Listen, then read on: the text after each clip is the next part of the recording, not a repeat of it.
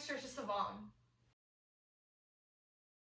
And if there's one thing I'm passionate about, it's the field of genetics. Now, a lot of people have a lot of different reasons for why they're interested in different things. But for me, it started with my 4th grade trip to the National History Museum, where I went to the Hall of Human Origins. And in there, I finally got to know a little bit about genetics, and it deeply interested me. And since then, I've kind of been obsessed with the topic. Now, because of that trip, my life goal is to become a geneticist. There's so many cool things in the field of genetics. Basically, it's the study of what we are and why we are that way.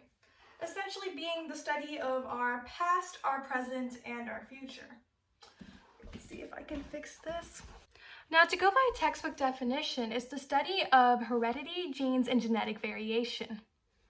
Now, what's even cooler than that is what we can do with our knowledge of genetics through the process of genetic engineering.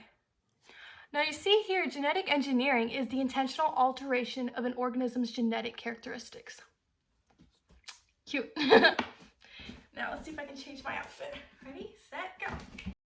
One way we can see genetic engineering applied to in the present is through forms of gene therapy, which are also highly controversial. I'm not really feeling this shirt. Let's change it again. Now, you see, there are millions of people all over the world suffering from different genetics disorders or diseases, and it's of utmost importance for us to improve their quality of life. However, there's a lot of ethical and moral issues that come along with it. However, today we're here to discuss genetic therapies and different types of it.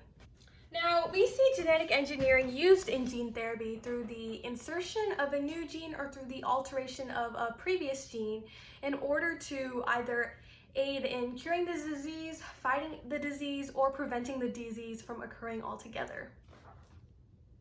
And now there are 2 main types of gene therapy: germline therapy and somatic cell therapy. And I'm going to explain the techniques of both of these in both a way that it's easy to understand and through actual scientific concepts. So what I'm going to do is explain germline therapy through an analogy with rubber duckies. So we have Mr. and Mrs. Rubber Ducky, and what they want to do is have children now, but they both suffer from a rare disorder called hat disorder, and they don't want their children or any potential offspring to suffer from this. So what they're essentially going to go to is a genetic specialist and ask them to help them prevent this disorder from happening in the future.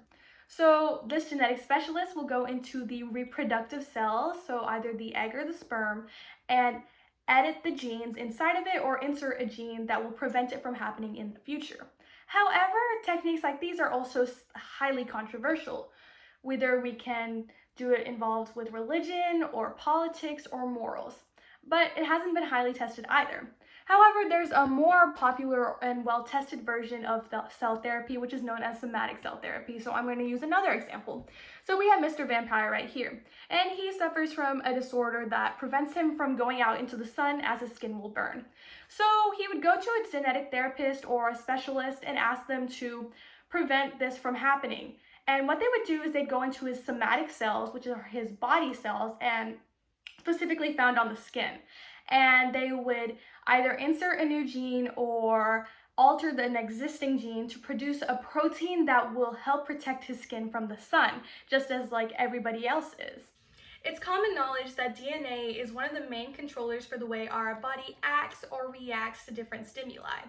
And so when our DNA has a mutation or a problem with it, it kind of messes up the type of proteins produced that are used to control different actions around your body. So when we have this messed up genes, gene therapy works to provide a functional copy of this messed up gene, or rather an additional gene inserted into the cell to produce the correct protein. So they do this process by using engineered viruses, which hopefully aren't harmful to the body and are engineered so to not be harmful. And these viruses are used as vectors in order to transmit the functional gene into the nucleus of the cell.